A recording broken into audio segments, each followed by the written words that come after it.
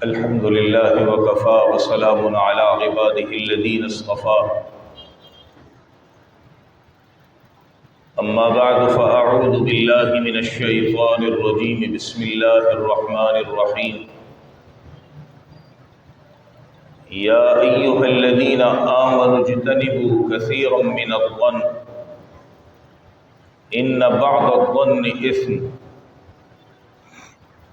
قرآن کریم کا ایک حصہ تلاوت کیا ہے۔ دعا ہے کہ اللہ تبارک و تعالی اس کا صحیح مفہوم بیان کرنے کی اور ہم سب کو اس پر عمل کرنے کی توفیق نصیب فرما دے۔ گزشتہ کئی جمعوں سے سورہ حجرات پر بات چل رہی ہے۔ پروردگار عالم نے اس سورت کے اندر ایسے احکامات بیان کیے ہیں جس سے انسان کی اجتماعیت برقرار رہتی ہے، آپس میں اختلافات پیدا نہیں ہوتے، گھرانے خاندان ٹوٹتے نہیں۔ اس میں سے کچھ احکامات پہلے بیان ہوئے۔ آج نیا حکم آ رہا ہے۔ پروردگار عالم فرماتے ہیں یا ایھا الذین آمنو، اے ایمان والو، اجتنبوا کثیرا من الظن، بہت سی بدگمانیوں سے بچو۔ ان بعض الظن اثم، اس لیے کہ بعض بدگمانیاں یہ گناہ ہوتی ہیں۔ انسان اپنے دل کے اندر اپنے آپ کو بڑا سمجھتے ہوئے کسی کے بارے میں کوئی گمان پیدا کر لے اور اس گمان کو اپنے دل و دماغ کے اندر بسا لے، اسی کو سوچ رہا ہے،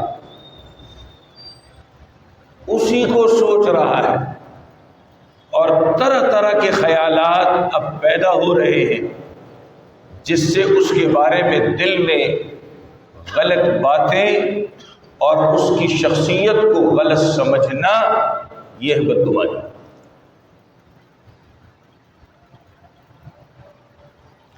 اللہ تعالیٰ کا انداز دیکھیے۔ اللہ قرآن میں فرما کیا رہے ہیں؟ فرمایا بہت سی بدگمانیوں سے بچو۔ اللہ کہنا چاہتے تو کہہ دیتے بدگمانیوں سے بچو، لیکن اللہ نے ایسا نہیں کہا۔ کیا کہا؟ بہت سی بدگمانیوں سے بچو۔ صرف یہ نہیں کہہ رہے کہ بدگمانیوں سے بچو۔ اس سے سمجھ آتا ہے کہ کچھ گمان اچھے بھی ہوتے ہیں، اور اچھے گمان کے اوپر انسان کو ثواب ملتا ہے۔ مسند احمد کے اندر روایت ہے، سرکار دو عالم صلی اللہ علیہ وسلم نے فرمایا، میں اپنے الفاظ میں بتاتا ہوں، ترجمہ نہیں کر رہا تاکہ مطلب سمجھ آ جائے۔ سرکار دو عالم صلی اللہ علیہ وسلم نے فرمایا کہ اچھا گمان بہترین قسم کی عبادت ہے۔ ایک ہم بھی عبادت کر رہے، نماز پڑھ رہے، تسبیح پڑھ رہے، قرآن پڑھ رہے، ذکر و اذکار کر رہے، اور بہت کچھ کر رہے، مگر اللہ کی قسم جس کے بارے میں دل میں برائی آ جائے، ہماری نماز بھی اس کی برائی کو سوچ رہی ہوتی ہے۔ زبان سے فاتحہ پڑھ رہے، سورت پڑھ رہے، التحیات پڑھ رہے، تسبیح رکوع سجدے کی پڑھ رہے، مگر دل میں وہی بسا ہوا ہے جس کو ہم نے بسا لیا ہے۔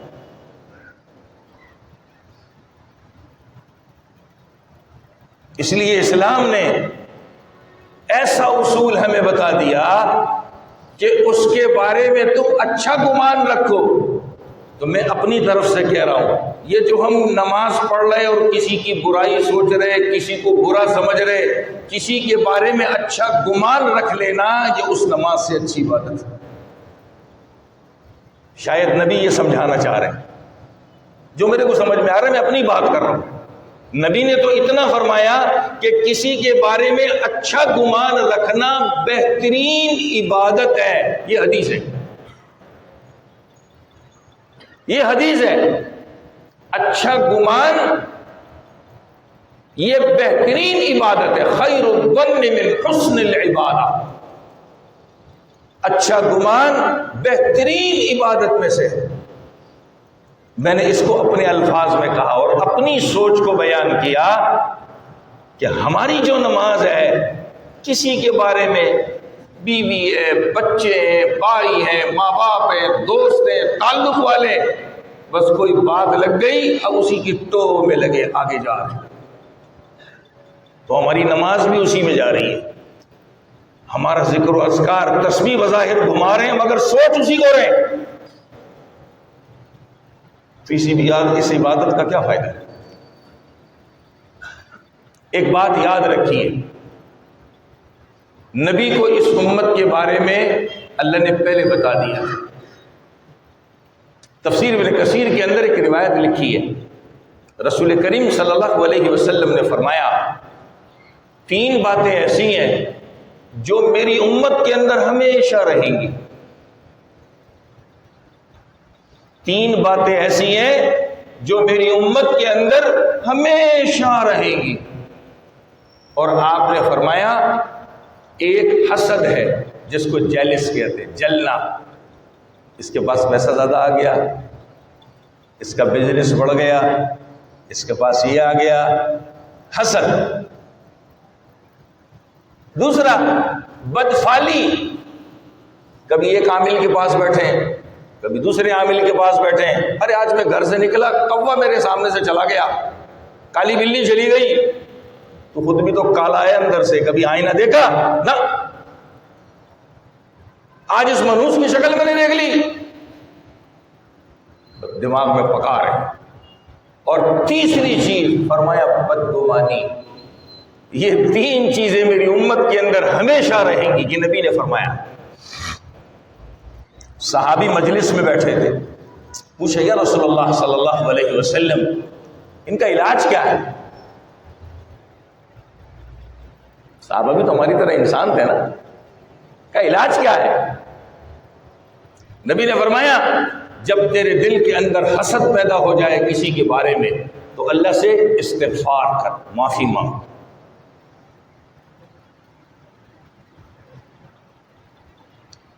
اور جب تیرے دماغ میں یہ بدفعلی آ جائے جس کی میں نے بھی مثالیں دی،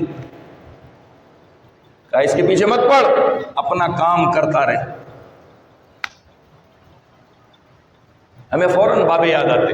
1 مہینے تھوڑی سی آمدن کم ہو جائے، 1 مہینے پیسے ہماری جیب میں کم ہو جائے، پتہ نہیں کس کس کے بارے میں کیا کیا گمان کر کے بیٹھ جاتے، اس کی خیر نہیں ہوتی ہے. نبی نے کیا فرمایا؟ فمضے، کام کرتا رہے، اس کے پیچھے مت پڑ. اور جب تیرے دل میں کسی کے بارے میں بدگمانی پیدا ہو جائے تو اس بدگمانی کی تحقیق نہ کر. میں اگلا جملہ بڑا سخت کہنے جا رہا ہوں، مجھے معاف کر دینا. ہمارے ماشاءاللہ دیندار لوگ، 5 وقت کے نمازی، تہجد پڑھنے والے، قرآن کریم پڑھ پڑھ کے صفحات کو پھاڑنے والے، میلے کرنے والے، تسبیح کے دھاگے کالے کر دیے، ان کے دلوں کے اندر جتنی بدگمانیاں لوگوں کے لیے ہوتی ہیں کسی کے اندر نہیں ہوتی. برا مت ماننا، بات اصل میں تھوڑی صاف کر دیتا ہوں، لوگوں کو بہت برا لگتا ہوں. یہ ہے ہمارے اندر. خوش کس پر ہے؟ میں نمازی ہوں نا، میرا فلاں اللہ والے سے تعلق ہے، فلاں اچھی جماعت سے تعلق ہے، میں فلاں یہ کام کرتا ہوں، اب یہ سارے کرتے رہو، سب میرے لیے معاف ہے.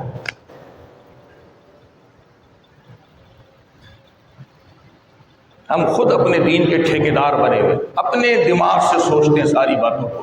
شریعت کیا کہہ رہی ہے اس کے بارے میں کچھ نہ کہوں. یہ مت کہو ہم سے، بس میں جو کہہ رہا ہوں بالکل ٹھیک ہے. میں ایک اگلا جملہ اور اتفاقی میرے ذہن میں آ گیا ہے اور یہ میں کہنا زیادہ ضروری سمجھتا ہوں. آج اسی گھمنڈ کے اندر کہ ہم دینداری پر آ گئے، 5 وقت کے نمازی بن گئے، دین پر لگ گئے، دینداروں کے ساتھ اٹھنا بیٹھنا شروع کر دیا. جب کوئی مسئلہ پیش آ جاتا ہے نا، مسئلہ میں مثال سے دیتا ہوں، کسی انسان کو ہاتھ پاؤں میں زخم لگ گیا، اللہ سب کی حفاظت فرمائے، اب اسے پٹی باندھ دی، اب وضو غسل کا مسئلہ ہے. اب ہونا تو یہ چاہیے تھا کہ جہاں مجھے پٹی لگی ہے میں فوراً جا کر کے مسئلہ معلوم کر لیتا کہ اب میری پاکی کیسی ہوگی اور میری نماز کیسی ہوگی. عقل تو یہی کہتی ہے نا, فوراً معلوم کر لیتا. لیکن پہلے میں 1 2 3 دن خود کر لیتا ہوں اپنی سوچ میں. ایسا ہے کہ نہیں ہے؟ پہلے میں 1 2 3 دن عمل کرتا ہوں اپنی سوچ پہ. دیندار ہوں نا, اب تو مولوی سے بھی آگے ہو, اس کو کیا بتاؤ. اب 2 3 دن کے بعد خیال آتا ہے جی مسئلہ تو پوچھ لوں صحیح بھی کر رہا ہوں کہ نہیں کر رہا. اب جب مولوی صاحب سے پوچھتا ہے تو مولوی صاحب کہتے ہیں کہ آپ کی تو 2 3 دن کی کوئی نماز نہیں ہوئی, اس لیے کہ آپ کی پاکی نہیں ہوئی تھی, آپ نے شریعت کے مطابق پاکی حاصل نہیں کی, اپنے دماغ کے مطابق پاکی حاصل کی. اب وہ مولوی اس کو برا لگتا ہے, کیوں میری سوچ کے خلاف مسئلہ کیوں بیان کیا. ایسا ہے کہ نہیں ہے؟ او بھائی قصور تیرا ہے, تو پہلے دن پوچھ لیتا. تجھے کس نے کہا تھا کہ 2 3 دن تو ایسے ہی گزارے, اور ڈاکٹر کے پاس جائے ابھی اس کی بات پوری نہیں ہوتی ہے, ساری احتیاطیں پہلے پوچھ لیتا, پتہ نہ مر جاؤں گا. دنیا میں مولوی اور دین ایک بچ گیا ہے, بس اس کی ادھر سے ادھر سے ادھر کرتے رہو. بڑا سستا سمجھ لیا ہم نے دین کو, بڑا سستا. یہ ایمان کی اور دین کی جو باتیں ہیں ہمارے یہاں بڑی ہلکی ہے. اصل میں دماغ میں بیٹھا ہوا ہے نا, اللہ بڑا غفور رحیم ہے, اللہ معاف کرنے والا ہے, اللہ جوتے مارنے والا بھی ہے. یہاں ہماری کھوپڑی کیوں نہیں جاتی؟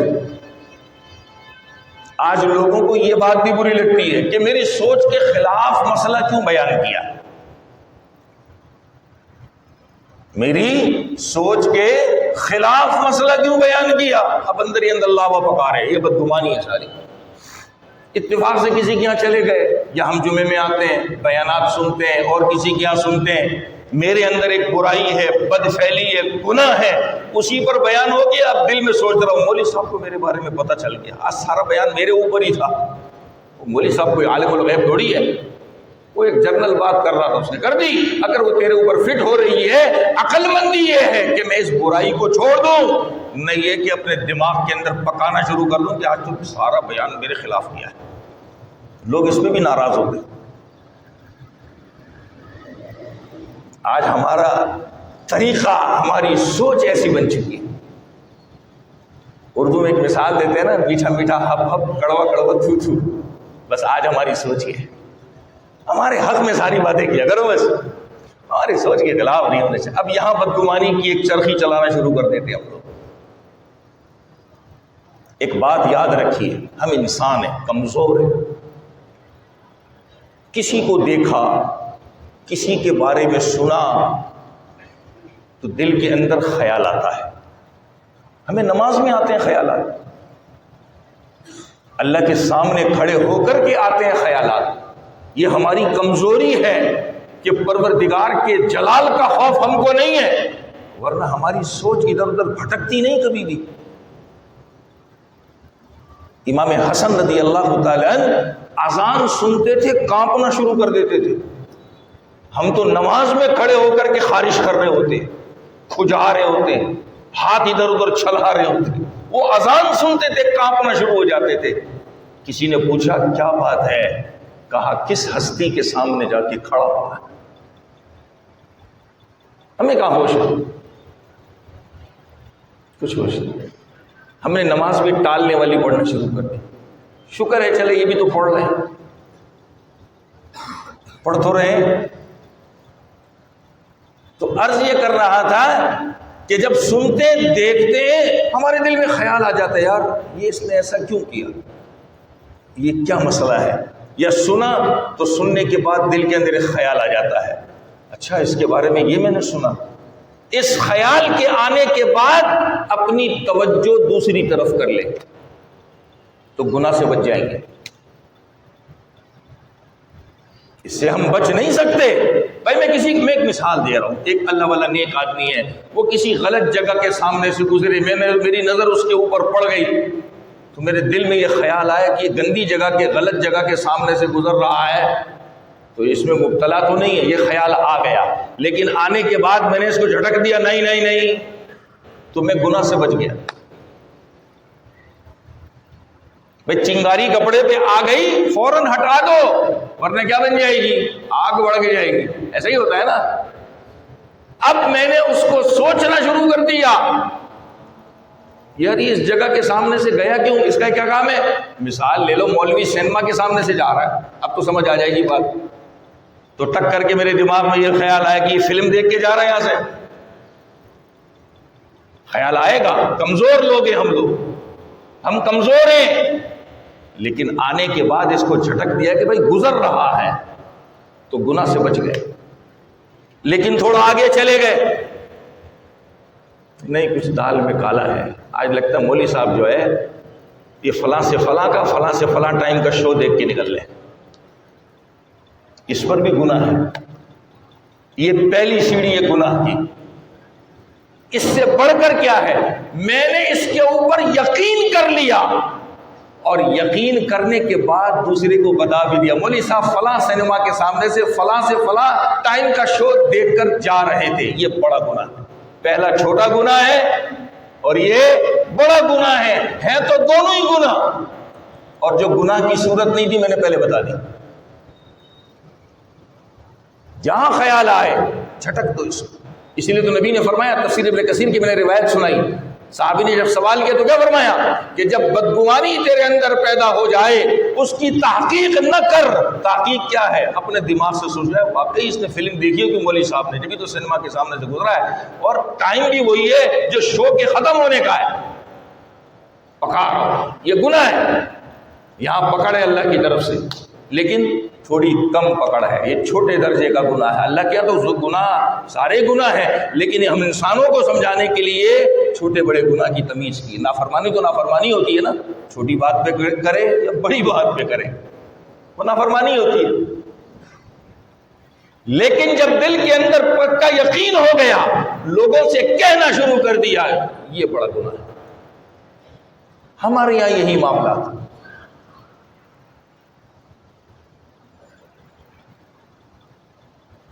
میں اس پر نبی کے زمانے کا قصہ سناؤں. پہلے اپنی مثال سمجھ لیں. ہمارے یہاں عید آتی ہے، بقرعید، ہمارے سامنے الحمدللہ جانور ذبح ہوتے ہیں اور مالک جو ہے بیچارہ خود محنت کرتا ہے، کوشش کرتا ہے اور چھری پھیرنے کی کوشش کرتا ہے، اللہ کا نام بھی لیتا ہے. اس کا دل ماشاءاللہ کتنا مطمئن ہوتا ہے کہ الحمدللہ میں نے کام جو میں نے سیکھا ہے اس کے مطابق کی. ایک دلی خوشی ہوتی ہے نیکی کرنے کے بعد. یہ مومن کی علامت ہے، یہ مومن کی علامت ہے کہ نیکی کرنے کے بعد اسے دلی خوشی ہوتی ہے کہ اللہ تعالیٰ نے نبی کے طریقے کے مطابق مجھے کام کرنے والا بنایا. یہ مومن کی نشانی ہے. بکنے والا گوشت کھاتے ہیں جو وہ دکاندار خود نہیں کاٹتا، کمیلے سے اس کے پاس آتا ہے، سلیکٹر ہاؤس سے آتا ہے، تو دکاندار بھی وہاں کھڑا نہیں ہوتا جب وہ جانور کٹتے ہیں، اور ہم بھی وہاں کھڑے نہیں ہوتے. گوشت خرید لیا، گھر میں لے آئے، ہانڈی میں ڈال دیا، اب سوچنے بیٹھ گئے یہ کاٹنے والے نے بسم اللہ پڑھی تھی کہ نہیں پڑھی تھی.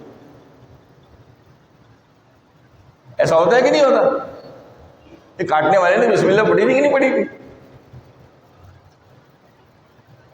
پتہ نہیں اس نے یہ کیا تھا نہیں کیا تھا، وہ کیا تھا نہیں کیا تھا. اب دماغ میں چرخی چلنا شروع ہو جاتی ہے.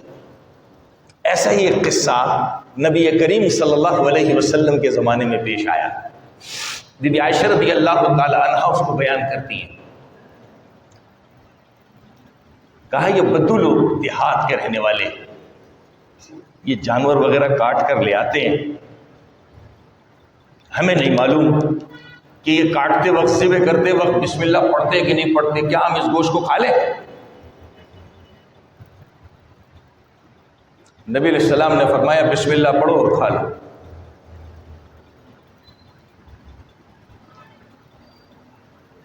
کیا فرمایا نبی نے؟ بسم اللہ پڑھو کھا لو. کیوں فرمایا تھا؟ لانے والا مسلمان ہے، کافر نہیں ہے.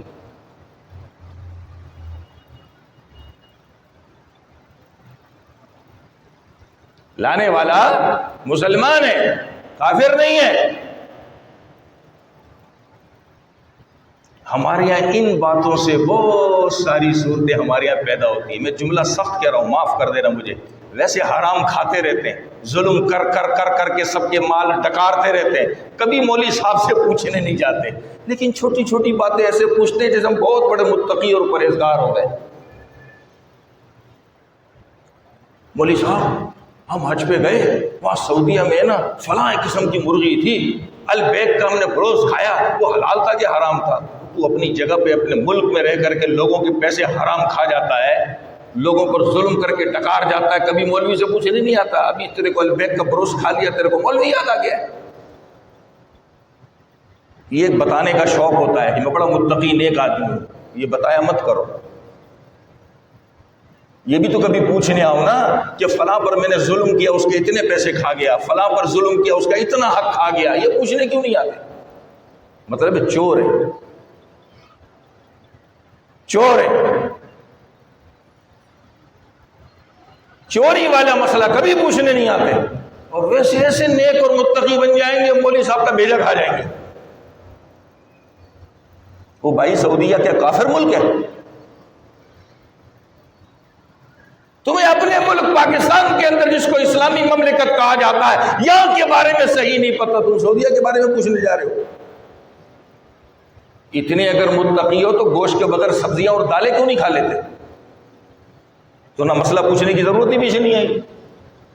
عقل مندی یہ ہے کہ نہیں ہے؟ چاول کھا لو، دال کھا لو، سبزیاں کھا لو، مسئلہ ہی ختم ہو جائے گا۔ اور پاکستان میں کراچی میں رہتے ہوئے گٹر کی پانی کی سبزیاں کھاتے، کسی مولوی صاحب سے پوچھنے نہیں جاتے۔ نہیں ایسا؟ کیا ہمارا دین ہے؟ کیا ہم نے اپنے آپ کو بنایا ہوا ہے؟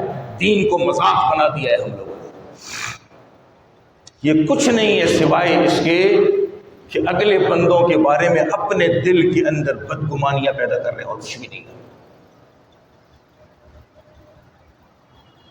کبھی یہ بھی تو پوچھو نا، سود کا پیسہ کھا رہا ہوں، مولوی صاحب حرام ہے کہ نہیں ہے؟ کچھ عرصے پہلے میں مغرب کی نماز پڑھا کے نکل رہا تھا، ایک صاحب نے مجھ سے کہا مولوی صاحب سود حرام ہے؟ میں نے کہا اللہ کا حکم ہے۔ کہنے کہ فلاں ایک صاحب تھے، وہ کہہ رہے تھے کہ لینا حرام ہے، دینا حرام نہیں ہے۔ میں نے کہا تیرے باپ کی شریعت نہیں ہے، اللہ کو پتہ نہیں ہے، نبی کو پتہ نہیں ہے، تجھے زیادہ پتہ ہے، اس صاحب کو زیادہ پتہ ہے۔ یہ ہمارا حال ہے۔ کتنی جرت ہے ہماری۔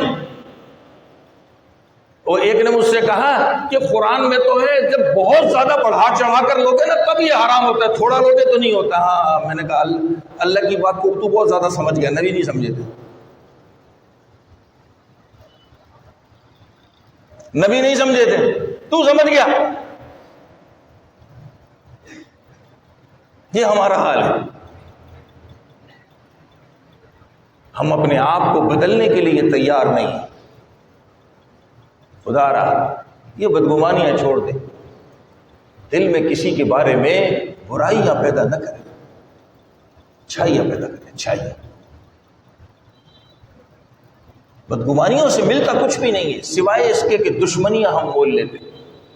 میاں بیوی ایک دوسرے پہ شک کر رہے ہیں،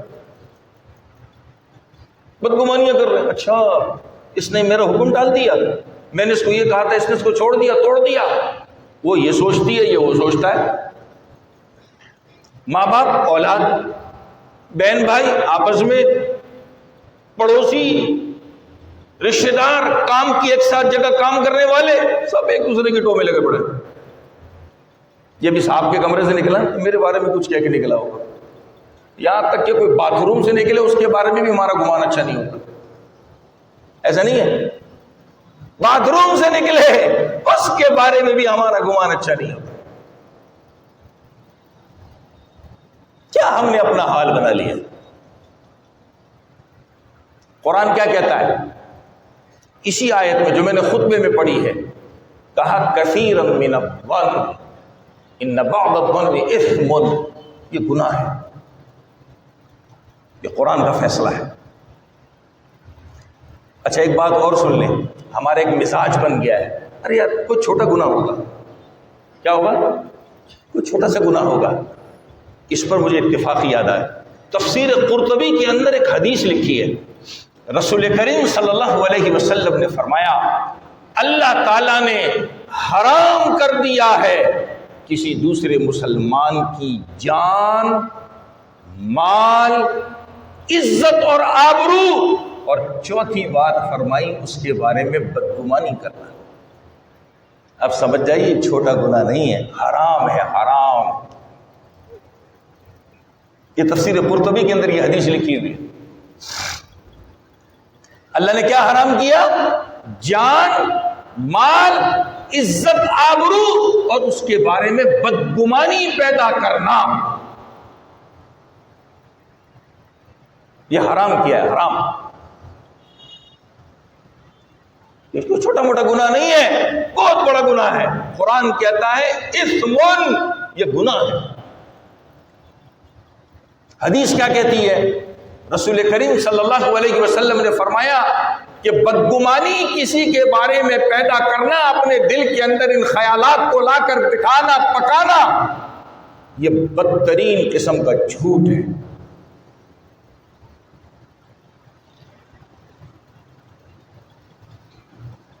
حضرت سعید بن مسیب رحمۃ اللہ علیہ بہت بڑے تابعی گزرے، کئی صحابہ سے آپ نے علم حاصل کیا۔ خود فرماتے ہیں مجھے ایک صحابی نے خط لکھا اور اس کے اندر یہ بات لکھی کہ تیرے پاس کسی کے بارے میں کوئی بات آ جائے،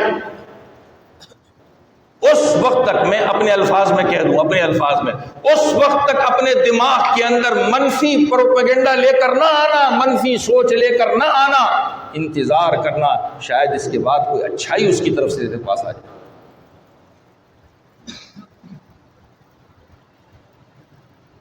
گھر میں شادی کارڈ آیا، اچھا ہم گھر میں تو 8 افراد ہیں، 2 کو دیا، 3 کو دیا، 4 کو دیا، اب چرخی شروع۔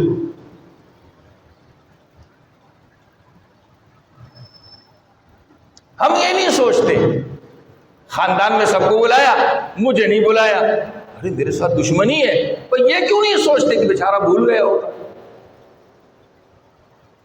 ایسا ہوتا ہے کہ نہیں ہوتا؟ یہ تو صاحب معاملہ کو پتہ ہوتا ہے کہ وہ کام کس طرح سر انجام دے رہا ہوتا ہے، اس کام کی بھی ٹینشن ہے، اس کام کی بھی، بیچارہ بھول گیا۔ اب وہ کارڈ دینا بھول گیا، اس نے واٹس ایپ کر دیا، میسج کر دیا، فون، اچھا مجھے اتنا ہلکا لے لیا، میرے بھائی کو کارڈ دیا اور مجھے یوں کہہ دیا۔ اب کیا ہے؟ لڑائیاں شروع، لڑائیاں شروع۔ یہ جو بدگمانی ہے جو ہم اپنے دل کے اندر پکاتے ہیں، یہ چھوٹی غیبت ہے، اس کو کہتے ہیں دل کی غیبت۔ ایک تو زبان کی غیبت ہوتی ہے نا، میں کسی کو کہوں فلاں آدمی چور ہے، فلاں آدمی یہ زبان کی غیبت ہے۔ یہ دل کی غیبت ہے، اندر ہی اندر پکا رہا ہے، اس کو اندر ہی اندر پکا رہا ہے۔ اور میں غالباً 2 جمعے پہلے کہہ چکا ہوں، یہ دل کیا ہے؟ یہ دل وہ مقام ہے جہاں اللہ کی رحمت آ کر کے جلوہ گر ہوتی ہے۔ اس کو پاک اور صاف رکھنا چاہیے تھا، میں نے اپنے جیسے انسانوں کی برائیاں اس میں بسا کر کے اس کو گندا کر دیا۔ نہیں ایسا تو ہماری نماز بھی وہی ہوتی، جو بھی میں نے تھوڑی دیر پہلے بتایا۔ ایک بہت بڑے اللہ والے گزرے ہمارے ہندوستان کے اندر، وہ فرمایا کرتے تھے کہ کل قیامت کے دن اللہ رب العزت کے حضور جب پیشی ہوگی تو اللہ تعالیٰ کو تو سارے گناہ پتہ ہے، اور انسانوں کے سامنے سارے کھل کر کے آ جائیں گے کہ تم نے زندگی میں یہ کرتوت کی ہے، اس میں یہ بھی گناہ ہوں گے کہ فلاں کے بارے میں بدگمانی کی، فلاں کے بارے میں بدگمانی کی، فلاں کے بارے میں بدگمانی کی۔ تو اللہ تعالیٰ اس سے کہیں گے تو یہ گناہ تو کر کے آ گیا، تو نے اس کو دل میں برا سمجھ لیا کہ فلاں ایسا برا تھا، اس کے اندر ایسی برائی تھی، اللہ اگر یہ سوال کر دے کہ اس کی اس برائی کے اوپر تیرے پاس دلیل کیا ہے، تو کیا ہم پیش کر سکیں گے؟ کیسی پیاری بات کہی نا۔ اگر اللہ پوچھ لے کہ تم نے اس کو بدگمانی سے برا سمجھا تھا، اس کے لیے برائی دل میں پکائی تھی، تیرے پاس اس کی دلیل کیا ہے، ہم کیا دلیل پیش کریں گے؟ اسی کے مد مقابل دوسری بات کہی کہ اگر اسی انسان کے بارے میں ہم اچھا گمان رکھ لیتے کہ نہیں اس نے یار اس نیت سے یہ کام کیا ہوگا، اس سوچ سے کیا ہوگا، تو اللہ تعالیٰ بے حساب ثواب دینا شروع کر دیں گے۔ کیوں؟ اللہ کے بندے کے بارے میں اچھا گمان رکھ رہا ہے نا۔ اور ابھی میں نے شروع میں مسند احمد کی روایت سنائی، نبی کریم صلی اللہ علیہ وسلم نے کیا فرمایا کہ اچھا گمان بہترین عبادت ہے۔ ایک حدیث میں ہمیں حکم دیا کہ مومنوں کے بارے میں اچھا گمان رکھا کرو، حکم دیا ہے، حکم دیا ہے نبی نے، اچھا گمان رکھا کرو۔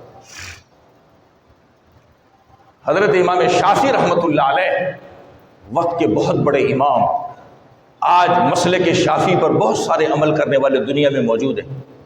جب آپ سے کوئی مسئلہ پوچھنے آتا تو آپ اس کا سوال سننے کے بعد تھوڑی دیر خاموشی اختیار کرتے، فوراً جواب نہیں دیتے تھے،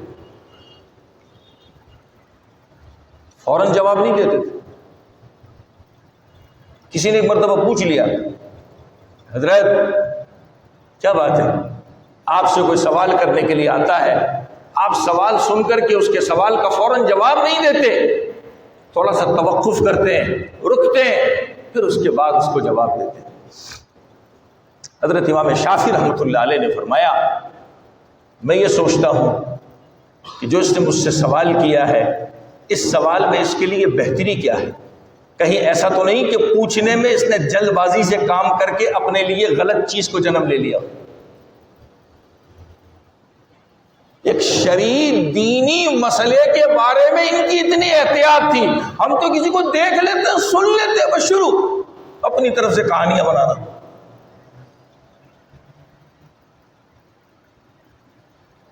حضور اکرم صلی اللہ علیہ وسلم کے زمانے میں مدینہ کے اندر ایک کالی کلوٹی لونڈی تھی، اس کے مالکوں نے اس کو آزاد کر دیا، نوکرانی تھی کہ آزاد کر دی۔ پہلے زمانے میں غلام اور لونڈی کو تصور تھا، اب تو نہیں ہے۔ جب اس کو آزاد کیا تو وہ وہیں پر رہنے لگی ان مالکوں کے پاس کہ اتنے سال ان کی میں نے خدمت کی، میرا کون ہے، میں کدھر جاؤں؟ اتفاق سے اس گھر کی ایک چھوٹی بچی تھی، اس کا زیور کتاب میں لکھا ہے لال رنگ کا تھا، وہ غائب ہو گیا۔ غائب کیسے ہوا؟ کہ وہ بچی گھر سے باہر کھیل رہی تھی، اس کا زیور گر گیا، اوپر سے ایک چیل اڑتی ہوئی آئی، اس نے لال رنگ کا دیکھا، سمجھا کہ شاید گوشت کا لوتھڑا ہے، اس نے اپنے پنجے میں اٹھایا اور چل پڑی۔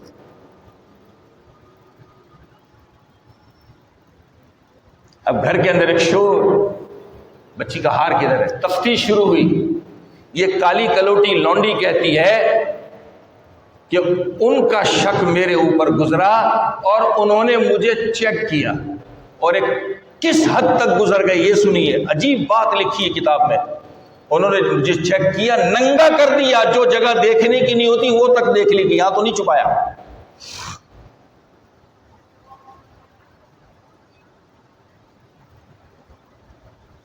کا تھوڑی دیر کے بعد وہی چیل اس نے گھر کے دروازے کے قریب وہ زیور پھینکا، اڑتی بنی۔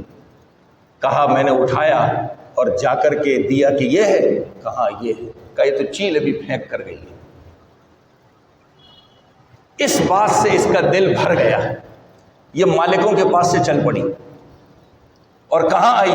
مدینہ منورہ، حضور اکرم صلی اللہ علیہ وسلم کی خدمت میں، اور آ کر مسلمان ہو گئے، کلمہ پڑھ لیا۔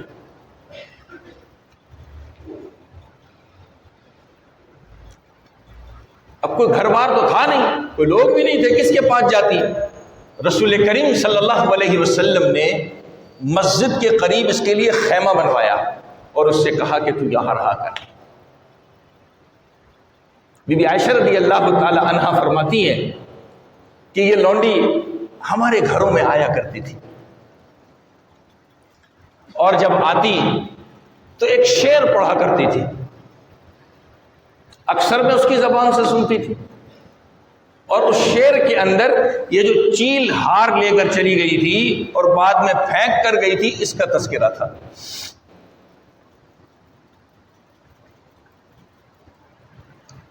اس پر یہ بات لکھی ہے کہ ان گھر والوں کی بدگمانی کے چوری اسی نے کی ہے، کیونکہ اس کو کمتر درجے کا سمجھتے تھے، نوکر سمجھتے تھے، یہ اسی کی حرکت ہو سکتی ہے، جیسے ہم بھی یہی کہتے ہیں کہ فلاں نوکر نے کیا ہوگا، فلاں نے کیا ہوگا، وہ میرے اپنے بھی تو کر سکتے ہیں، ان پر ذہن کیوں نہیں جاتا؟ ہم کیا سمجھتے ہیں کہ پیٹ بھرے ہوئے سارے؟ نہیں، وہ بھی بڑے چور ہوتے ہیں، لیکن ہماری سوچ وہاں نہیں جاتی۔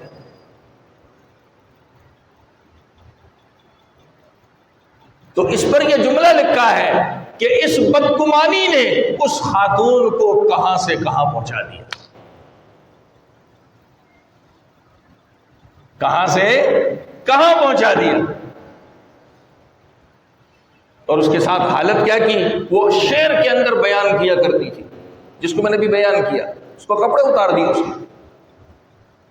تو حدیث کہتی ہے یہ بدگمانی بدترین قسم کا جھوٹ ہے، یہ سچ نہیں ہے، لہٰذا اپنے اندر بدگمانی پیدا نہیں کرنی چاہیے۔ اللہ ہمیں عمل کی توفیق دے۔ مزید تفصیل انشاءاللہ آئندہ جمعہ کی جائے گی۔